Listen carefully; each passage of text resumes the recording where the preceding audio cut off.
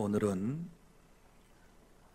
느헤미야 강해 마지막 14번째 시간입니다. 그동안 들으셨던 말씀을 정리해 보면 느헤미야는 세 부분으로 나눌 수 있습니다. 먼저 1장에서부터 7장까지 말씀은 국가의 외적 틀을 형성하는 내용으로 바벨론의 수산궁에 살던 느헤미야에게 조국 예루살렘의 황폐한 소식이 전해졌고, 느헤미야는 예루살렘으로 돌아와서 사람들을 격려하면서 성벽 중건 역사에 대한 분명한 목적과 비전을 심어주고 그들을 격려함으로써 그들과 함께 52일 만에 성벽 재건축을 마치게 되었습니다. 그리고 8장에서 10장까지의 말씀은 성벽을 재건한 후에 수문앞 광장에 백성을 모으고 학사 겸 제사장인 에스라를 강사로 초청해서 성경을 낭독하고 그 뜻을 설명해 주었습니다. 하나님의 말씀이 그들에게 들려질 때 모두가 감동을 받았고 눈물로 회개하며 하나님의 큰 은혜를 체험했습니다.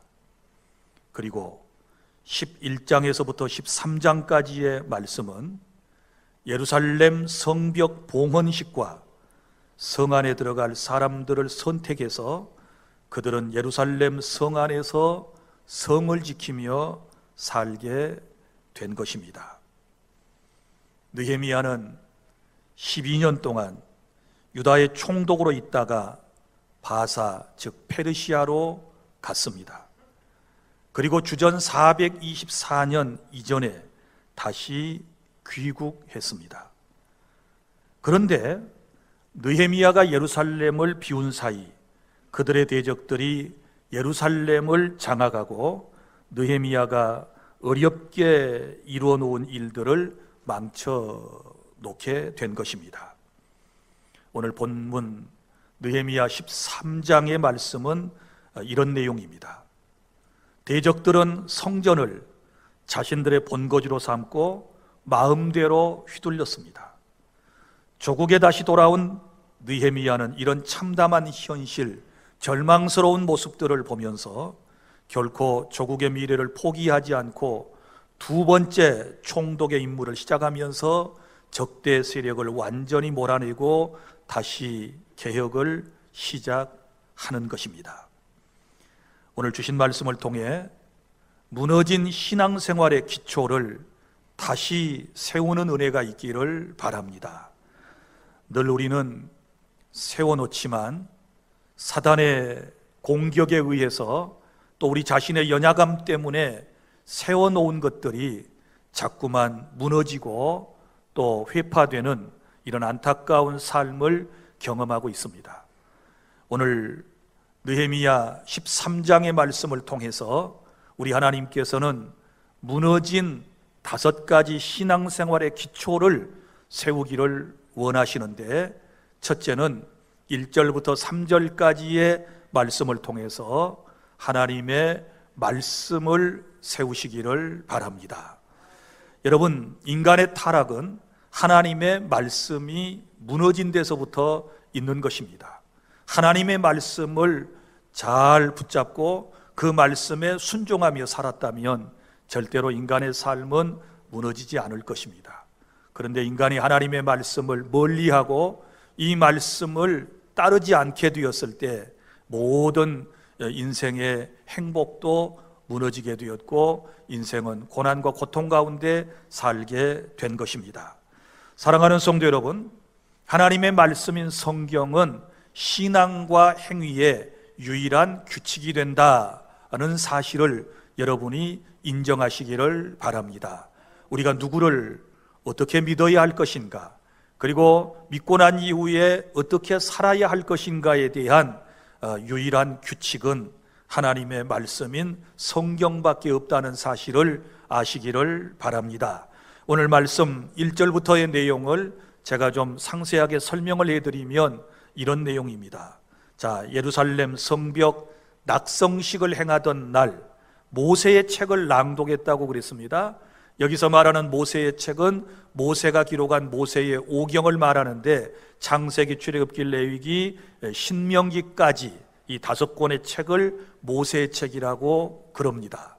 자, 이 책을 낭독했는데 이스라엘 사람들에게 놀라운 변화가 일어났습니다. 곧 암몬 사람과 모압 사람은 영원히 하나님의 총회에 들어올 수 없다라고 하는 말씀을 그들이 듣게 된 것입니다. 2절에 보면 그 이유는 옛날 이스라엘 백성이 출애굽하여 가나안 땅으로 들어갈 때 암몬과 모압 지역을 통과하게 되었는데 이 모압과 암몬 사람들이 물과 양식으로 이스라엘을 영접하지 않고 도리어 이방 선지자 발람이라고 하는 사람에게 뇌물을 주어 이스라엘 백성을 저주하였기 때문입니다. 그러나 우리 하나님은 저주를 변하여 복되게 하셨다라고 2절의 말씀을 하고 있습니다. 이러한 역사적 사실은 신명기 23장 3절 이하에 기록되어 있는데 이스라엘 백성이 그동안 이 사실을 까마득히 잊어버린 채 모압과 암몬 사람과 함께 공동체를 이루며 살고 있었던 것입니다. 그런데 이제 이 모세의 율법을 낭독하고 특별히 암몬과 모압 사람에 대한 기록을 낭독하게 되었을 때 그들은 깨닫게 된 것입니다. 아, 우리가 하나님의 말씀대로 암몬과 모압 사람들을 우리 회중에서 쫓아내지 못하고 함께 살고 있구나. 이것을 자각하고 난 이후에 그들은 암몬과 모압 사람들을 모두 분리해서 내보냈다라고 말씀에 기록을 하고 있습니다. 사랑하는 성도 여러분, 하나님의 말씀이 있는 곳에 이런 사람의 놀라운 변화가 일어나게 되는 줄로 믿으시기를 바랍니다.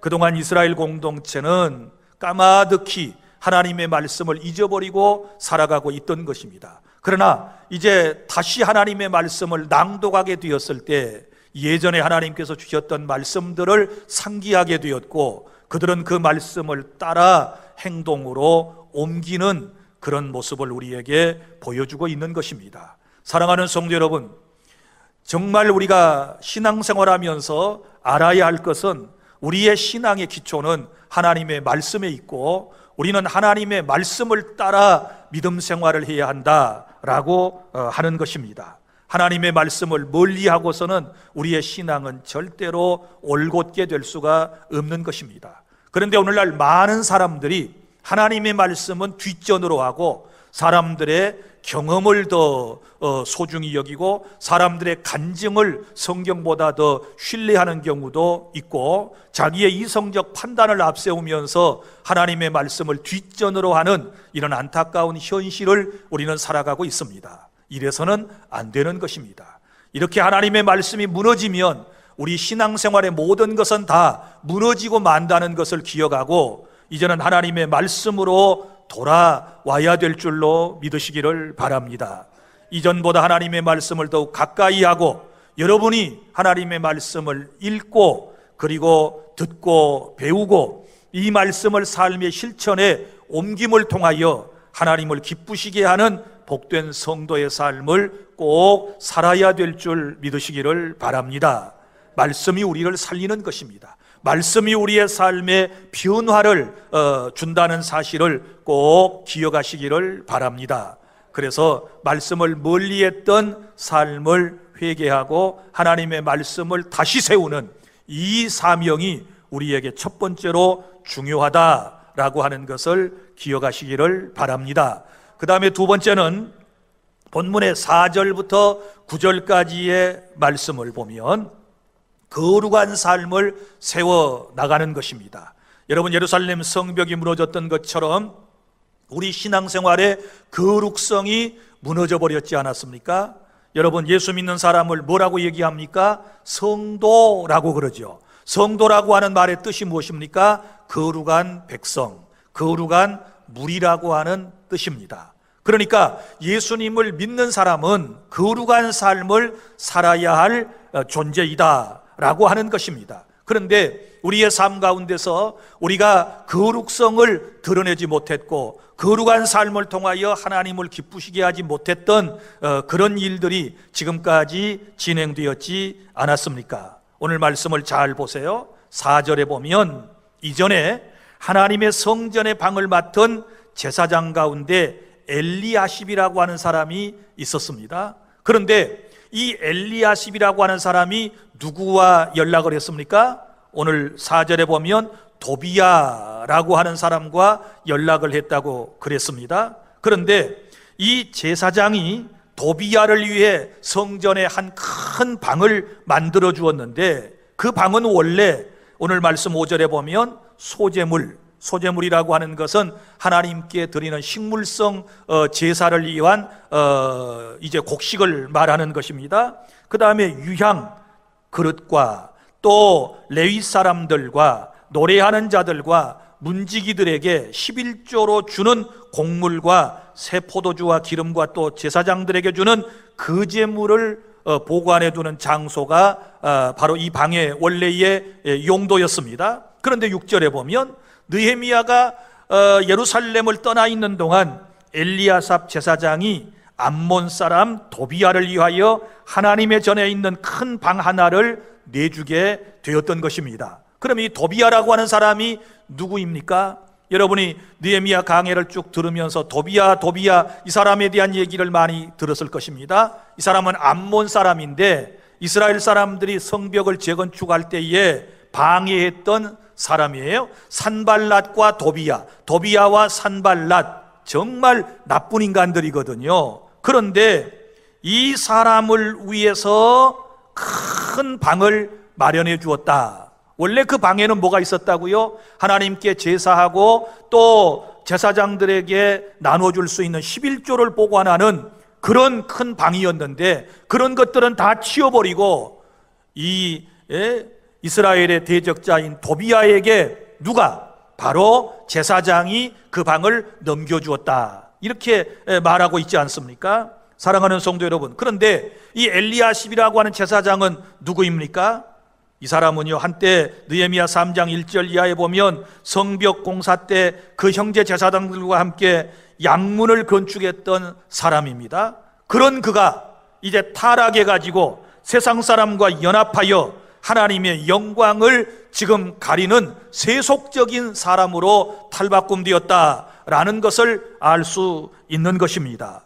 사랑하는 성도 여러분, 우리는 이래서는 안 되는 것입니다. 끝까지 우리의 믿음의 거룩함을 지킬 수 있기를 바랍니다. 중간에 세상 사람과 타협하고 세상 사람들과 하나 되어서 하나님의 거룩성을 훼손하는 이런 일이 결코 있어서는 안 되는 것입니다. 7절에 보면 느헤미야가 아닥사스다 왕 32년에 페르시아 왕에게 나아갔다가 며칠 후 왕에게 말미를 청하고 예루살렘에 돌아와서야 이 모든 사실을 알게 되었다고 했습니다. 그러니까 총독 느헤미야가 없는 틈에 바로 제사장이 이런 실수를 범하게 되었던 것입니다. 자, 돌아와서 이러한 사실을 확인하고 난 이후에 8절에 보면 느헤미야 총독이 심히 근심하여 도비야의 세간을 모두 방 밖으로 다 내던져버리고 그 방을 정결하게 하고 하나님의 전그릇과 소제물과 유향을 다시 그 방에 들여놓았다라고 말씀에 기록되어 있지 않습니까? 사랑하는 성도 여러분, 오늘 우리는 거룩성을 회복하기 위해서 먼저 우리 마음의 성전을 살펴보아야 될 줄로 믿습니다. 우리 마음의 성전 안에는 원래 하나님이 계셨습니다. 원래 하나님을 사랑하는 마음이 우리 안에 있었습니다. 그래야 할 마음입니다. 그런데 안타깝게도 언제부터인가 하나님은 우리의 마음속에서 내쫓김 바 되셨고, 그리고 우리 안에 하나님의 말씀도 다 사람들에게 내쫓김을 받고 만 거예요. 그러다 보니까 세상 것들이 우리 마음속에 들어와 있습니다. 육신의 정욕과 안목의 정욕과 이생의 자랑, 이런 것들이 우리 안에 들어와서 우리를 타락하게 만들었다 그 말이에요. 그러나 이제 우리가 어떻게 해야 됩니까? 이제 우리 안에 정말 불필요한 것들, 이런 것들은, 악한 것들은 모두 다 쫓아내고 하나님의 거룩하신 성령으로 충만되는 그런 은혜가 있기를 바랍니다. 원래 계셔야 할 하나님을 다시 모셔야 될 줄로 믿으시기를 바랍니다. 정결한 마음을 가져야 될 줄로 믿으시기를 바랍니다. 우리의 삶도 마찬가지입니다. 여러분, 거룩한 삶을 살기 위하여 하나님이 부정하다고 말씀하시는 것들은 우리의 삶 가운데서 다 정결하도록 우리가 해야 한다라고 하는 말씀을 여기서 깨닫게 되지 않습니까?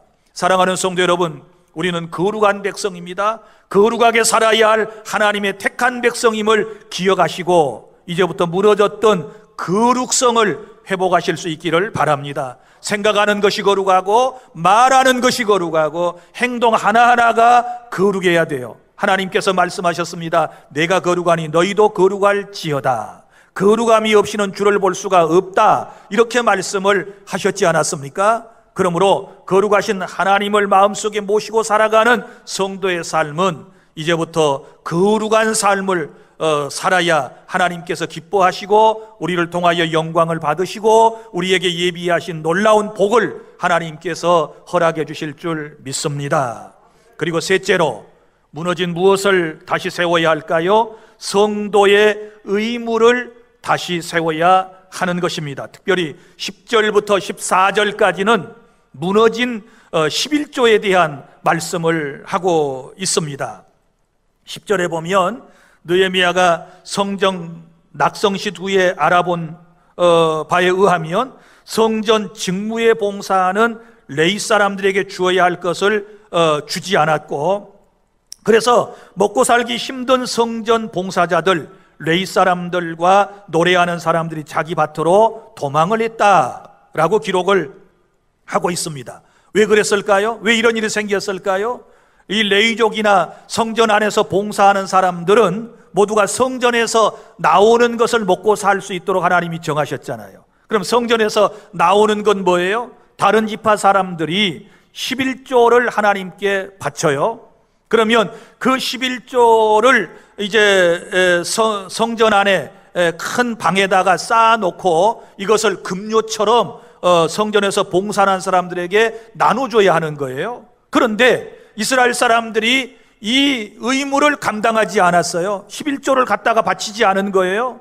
그러니까 그 성전 안에 사는 사람들이 받을 게 없잖아요. 뭘 바쳐야 나눠주지요. 그래서 먹고 살기 힘드니까 다 밭으로, 일터로 일을 하러 나가버리게 되었다.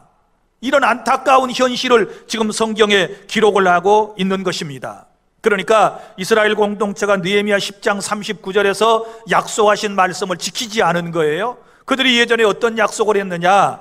우리가 하나님의 성전을 항상 채워놓겠습니다, 이런 약속을 거기에 보면 했단 말이에요. 그런데 얼마 되지 않아서 이 마음이 변해가지고 이 약속을 저버리게 되었다라고 하는 것입니다. 그래서 느헤미야가 페르시아에서 돌아와서 11절에 보면 그 사실을 알고 느헤미야는 흩어진 레위 사람들을 불러 모아 다시 제자리에 세우지요.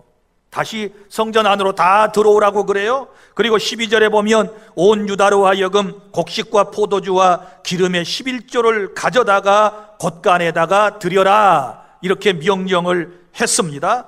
그리고 13절에 다시는 이런 일이 없도록 제사장 셀라마와 서기관 사독과 레위 사람 부다냐로 창고지기로 삼고 마따냐의 손자 삭굴의 아들 하나를 버금으로 삼았는데 이들은 모두가 어떤 사람이었습니까? 충직한 사람들이요. 또 이들이 했던 일은 무엇입니까? 분배하는 일을 하였다, 이렇게 말씀을 하고 있습니다. 사랑하는 성도 여러분, 오늘 우리가 다시 세워야 할 것은 성도의 의무를 다하는 것입니다. 특별히 저와 여러분은 11조의 의무를 다해야 될 줄 믿습니다. 이스라엘 백성들이 11조를 드리는 것은 성전을 운영하는 경비로 사용되었고, 특별히 성전 안에서 봉사하는 제사장과 레위 사람들의 이제 분깃으로 급료로서 사용을 했던 것입니다. 그것이 들어오지 않게 되니까 성전의 모든 기능이 마비되고 성전에서 봉사했던 사람들이 돈 벌러 간다고 먹고 사는 것 때문에 논밭으로 다 갔단 말이에요. 요즘은 어떻습니까? 사랑하는 성도 여러분, 여러분이 성도의 의무를 다하지 않으면, 특별히 온전한 11조를 하나님께 드리지 않게 되면 어떻게 될까요? 이 교회가 돌아갈 수 있을까요? 여러분이 온전한 11조를 드리지 않게 되면 우리가 하나님의 나라를 위하여 선교비를 지출할 수 있을까요? 우리가 전도비를 지출할 수 있을까요? 여러분이 성도의 의무인 11조를 다하지 않는다면 어려운 이웃들에게 뭘 나눠줄 수 있을까요? 다음 세대를 위하여 우리가 교육 사업을 할 수 있을까요? 할 수 없는 거예요. 그래서 지금 무너진 우리의 신앙생활의 기초 가운데 11조라고 하는 것, 성도의 의무를 다하는 이것을 세워나가야 하나님께 여러분의 인생이 복된 인생이 될 줄 믿으시기를 바랍니다. 11조라고 하는 것은 하나님의 주권을 인정하는 행위로서 드리는 것이고, 11조를 드리는 것은 하나님이 온 우주 만물의 창조주이시며 주인이라고 하는 고백으로 드리는 것이고, 11조는 하나님을 사랑한다는 표시로 드리는 것이고, 11조는 내가 구원받은 성도 천국 백성이라고 하는 확신 가운데서 드리는 것이고, 11조는 하나님께 감사하는 마음으로 하나님 나라 사업에 동참하기 위해서 드리는 것이 11조임을 믿으시기를 바랍니다. 사랑하는 성도 여러분, 11조를 우리가 어떻게 비유할 수 있을까요? 여러분, 농부가 농사할 때 반드시 필요한 곡식, 종자 혹은 씨앗이라고 말할 수 있을 것입니다. 사랑하는 성도 여러분, 저희 어머니 아버지는 농부입니다. 농사를 짓는 일을 저는 쭉 보아왔습니다. 제가 어렸을 때 가뭄이 연 3년 동안이나 든 적도 있었습니다. 정말 그때 먹고 살기가 힘든 때였습니다. 그러나 지혜로운 우리 어머니 아버지는 저 곳간에 있는 곡식 종자는 절대로 우리에게 먹이지 않았습니다. 그걸 빻아가지고 우리에게 쌀밥이나 혹은 다른 밥을 지어서 먹인 적이 없으셨습니다. 항상 그것은 아무리 먹고 살기 힘들어도 보관해 두었다가 곡식을 파종해야 할 때가 되면 아낌없이 아깝지만 흙에다가 던졌습니다. 흙에다가 뿌렸습니다. 여러분, 우리 얄팍한 생각이 할 것 같으면 지금 당장 배고픈데 그거라도 빻아서 먹어야 사람이 살 수 있지 않겠습니까? 그러나 지혜로운 농부는 절대로 그렇지 않습니다. 비가 당장에 내리지 않아도 때가 되면 파종을 하는 것입니다. 그랬더니 어느 해인가 이제 이 가뭄이 끝나려고 하늘에서 비가 내리고, 그리고 그 마른 대지에 던져 뿌려놓았고 묻어놓았던 씨앗이 발화가 되고 거기서 30배, 60배, 100배의 열매가 맺혀지게 된 줄로 믿으시기를 바랍니다. 사랑하는 성도 여러분, 그러므로 우리가 아무리 인생이 힘들고 어렵고 경제적으로 우리가 군피방 가운데 있다 할지라도 여러분, 복의 종자여 씨앗인 11조는 떼먹어서는 안 되는 거예요. 믿습니까? 반드시 어려울 때도 온전한 11조를 하나님께 드려야 하나님이 기뻐하실 줄 믿으시기를 바랍니다. 어려울 때일수록 성도의 의무를 다할 때에 우리 하나님께서는 우리의 앞길을 인도하시고 우리의 살 길을 열어주실 줄로 믿으시기를 바랍니다. 그 다음에 네 번째, 우리가 무너진 것을 다시 세워야 할 것이 있는데 그것은 15절부터 22절까지 말씀, 예배를 세우시기를 바랍니다. 예배하는 날과 예배를 세워야 한다라고 하는 것입니다. 특별히 느헤미야는 안식일을 성별하여 준수함으로 원래대로 돌아가기를 원했습니다. 자, 여기 15절 말씀을 여러분이 보아주시기를 바랍니다. 그때 내가 본즉 유다에서 어떤 사람이 안식일에 술틀을 밟고 곡식단을 나귀 위에 실어 운반하며 포도주와 포도와 무화과와 여러 가지 짐을 지고 안식일에 예루살렘에 들어와서 음식물을 팔기로 그날에 내가 경계하였고. 자, 어떤 사람이 안식일을 범했다. 그 안식일은 일을 해서는 안 되는 거예요. 그런데 여기 술틀을 밟고 곡식단을 나귀 위에 실어 운반하고 또 포도주와 포도와 무화과와 여러 짐을 가지고 예루살렘에 들어와서 음식물을 팔더라는 거예요. 이거 안식일에는 일을 해서는 안 되는데 지금 일을 하는 거예요. 파는 사람이 있었다는 것은 사는 사람이 있었다는 거 아니겠어요? 그런데 누가 샀습니까? 유대인들이 샀단 말이에요. 예루살렘 성에 사는 하나님의 선민이라고 하는 사람들이 안식일을 지금 저버리고 범하고 있는 것입니다. 또 16절에 보세요. 이런 일이 계속되는데 또 두로 사람이 예루살렘에 살며 물고기와 각양 물건을 가져다가 안식일에 예루살렘에서도 유다 자손에게 팔기로. 자, 안식일에 물고기를 파는 사람도 있었고 또 그것을 유다인들이 샀단 말이에요. 그래서 여기서 느헤미야 총독이 어떻게 했느냐? 17절, 내가 유다의 모든 귀인들을 꾸짖어 책망을 했습니다. 그들에게 이르기를 너희가 어찌 이 악을 행하여 안식일을 범하느냐. 자, 안식일을 범하는 것은 악이라고 말씀을 했습니다. 악한 일이라고 말씀을 했습니다. 그리고 의미심장한 말씀을 던지고 있습니다. 18절 다 함께 시작. 너희 조상들이 이같이 행하지 아니하였느냐? 그래서 우리 하나님이 이 모든 재앙을 우리와 이 성읍에 내리신 것이 아니냐? 그럼에도 불구하고 너희가 안식일을 범하여 진노가 이스라엘에게 더욱 심하게 임하도록 하는도다 하고. 아멘. 자, 이스라엘 백성들이 왜 재앙을 받았느냐? 안식일을 그 조상들이 범하였기 때문에 재앙을 받았다 라고 말씀을 하고 있고, 너희들도 조상들처럼 안식일을 범하게 되면, 예배를 등한히 하게 되면 하나님의 진노가 더욱 심하게 임하게 될 것이다, 이렇게 말씀을 했습니다. 사랑하는 성도 여러분, 예배하는 날이 이렇게 소중한 것입니다. 구약 성도들은 토요일을 창조의 안식일로 지켰습니다. 이제 신약시대의 성도들은 예수님이 부활하신 날을 기념하며 우리는 안식일로 지키고 있는 것입니다. 날짜만 변동된 것이지 그 안식일의 개념은 같은 것입니다. 하나님께서 안식일을 복되다, 거룩한 날이다, 이렇게 선포를 하셨거든요. 그래서 오늘 주일은 거룩한 날이고 복된 날이기 때문에 이 날은 하나님께 온전히 예배하는 날로 하나님께 드려야 될 줄로 믿으시기를 바랍니다. 그런데 보세요, 오늘날 우리는 어떻습니까? 이 주일 예배를 목숨을 걸고 잘 지키지를 않아요.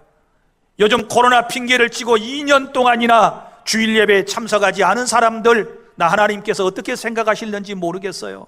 물론 형편과 처지에 따라서 집에서 온라인으로 예배를 하는 분들도 있겠지만은, 그러나 우리 가운데 대부분의 우리 주안교회 성도들, 적어도 절반은 그 어려운 상황에서도 하나님께 나와서 이 자리에서 예배를 하고 있습니다. 할렐루야. 여러분들에게 주님이 예비하신 큰 복이 함께 하시기를 바랍니다. 이 날이 복된 날인 줄로 믿습니다. 영혼도 살고 육체도 살고 삶도 회복되는 날이 바로 거룩한 주님의 날인 줄 믿으시기를 바랍니다. 그런데 주님의 날에는 우리가 반드시 해야 할 일이 있고 또 하지 말아야 할 일이 있다는 사실을 기억하십시오. 그러면 주일에 우리가 할 수 있는 일은 무엇일까요? 하나님께 예배하는 것이지요. 온전히 하나님께 예배하는 것, 그 다음에 주일에는 선을 행하는 것입니다. 연약한 사람들, 불쌍한 사람들, 어려운 사람을 돕는 일을 해야 하는 것입니다. 그리고 주일에는 복음을 전할 수 있습니다. 그리고 주일에는 병자를 위문한다든지 어려운 사람을 찾아가서 격려할 수 있습니다. 그리고 또한 종교 서적을 읽을 수 있습니다. 이건 다 우리가 주일에 할 수 있는 일이에요. 또 아주 위급한 상황에서는 사람의 생명을 건지는 일도 해야 되는 거예요. 자, 주일에 사람이 다 죽게 생겼으면 그 사람 살리는 일은 해야 되는 거예요. 그러나 하지 말아야 할 일이 있어요. 그것은 어떤 일이냐? 나 자신만을 위한 일은 하지 않는 거예요. 이걸 사사로운 일이라 그러는데, 그럼 어떤 일들이 있을까요? 이사야에서는 분명히 말씀을 하고 있지요. 안식일에는 노동을 금하여라. 안식일에는 자기 자신을 위하여 오락을 금하여라. 안식일에는 매매하는 일을 금하여라. 안식일에는 정말 하나님께서 원치 않는 나 자신을 위한 어떤 일들은 전부 다 금하도록 하나님께서 말씀을 하신 것입니다. 사랑하는 성도 여러분, 이런 안식일의 정신을 기억하고 여러분들이 주일 예배는 목숨을 내걸고 지켜야 될 줄 믿으시기를 바랍니다. 주일 예배 목숨을 내걸고 지키면 우리 하나님께서 또한 여러분을 끝까지 지켜주실 줄 믿으시기를 바랍니다. 이 세상 끝날까지 여러분을 떠나지 아니할 것이고 여러분을 끝까지 보호해 주신다는 사실을 확실하게 믿으시기를 바랍니다.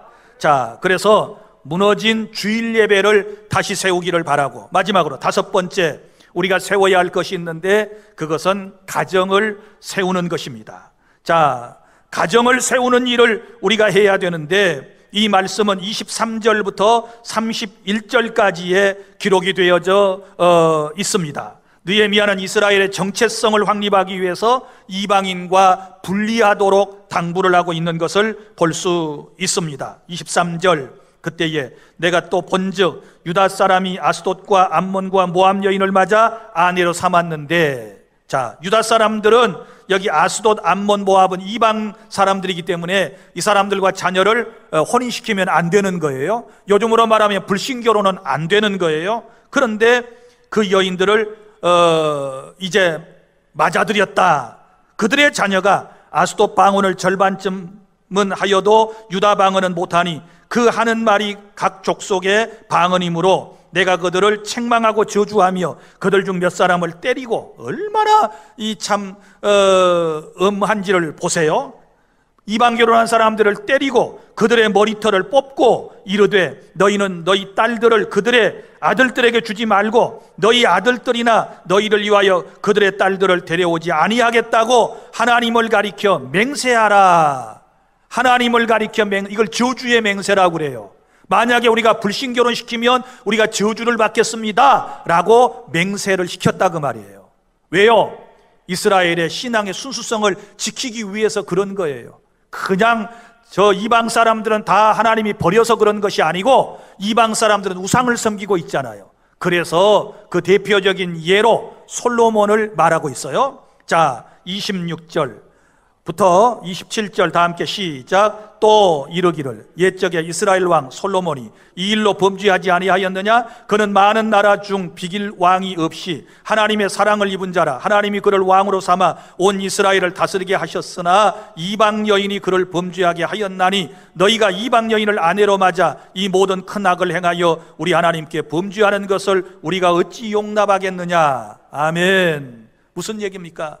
저 지혜의 왕이라고 하는 하나님의 사랑을 가장 많이 받은 솔로몬 왕조차도 이방 여자들을 첩으로 들여가지고 결국은 믿음이 무너졌고 그들이 가져온 우상을 섬기고 우상의 전까지 세우는 이런 안타까운 타락의 길을 걸었다는 사실을 상기시키면서 하물며 너희일까 보냐, 너희들도 충분히 그럴 수 있어. 그러니 이방 결혼은 안 돼, 불신 결혼은 안 돼, 이렇게 지금 얘기를 하는 것은 한 가정의 믿음의 순수성을 유지하기 위해서 하나님께서 가정을 올바로 세워가라고 말씀하시는 것인 줄로 믿으시기를 바랍니다.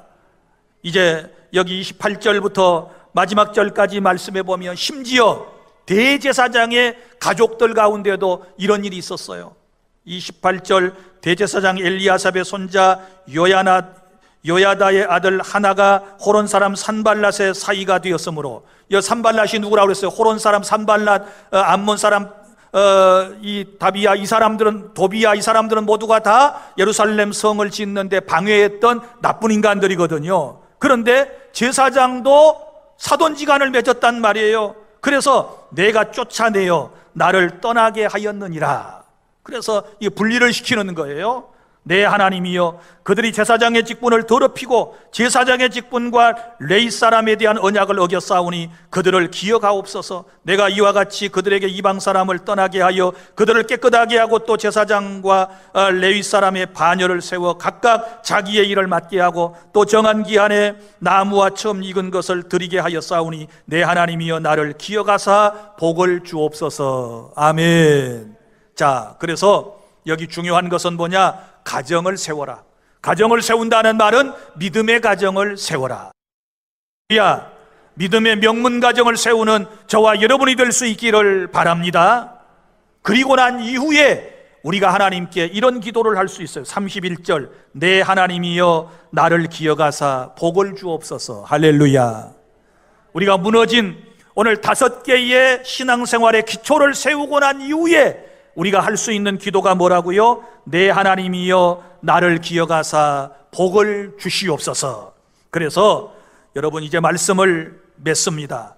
느헤미야와 이스라엘 공동체가 무너진 성벽을 다시 세우듯 우리가 여러 가지 사정으로 무너진 내 신앙과 삶과 교회와 나라 공동체를 다시 세워야 될 줄 믿습니다. 성벽이 무너져 있으면 그 성 안에 있는 사람 평안하게 못 삽니다. 불안할 것입니다. 적군에게 가진 것은 약탈당하고 생명조차도 잃을 수 있는 것입니다. 그러므로 이런 수치를 다시 한번 당하지 않기 위해서는 우리가 다시 세워야 할 것이 있습니다. 5가지를 세우라 그랬습니다. 말씀을 세우시기를 바랍니다. 이제는 말씀이 믿음과 행위의 유일한 규칙임을 알고 말씀을 세워나가시기를 바랍니다. 그리고 성도로서 거룩한 삶을 세워나가시기를 바랍니다. 그리고 또한 성도의 의무 11조를 다하시기를 바랍니다. 그리고 주일 예배를 목숨을 걸고 지키시기를 바랍니다. 그리고 여러분의 가정을 믿음의 명문 가정으로 세운 이후에 우리가 어떤 기도를 해요? 내 하나님이여 나를 기억하사 복을 주옵소서. 자, 다 함께 시작. 내 하나님이여 나를 기억하사 복을 주옵소서. 아멘. 기도하겠습니다.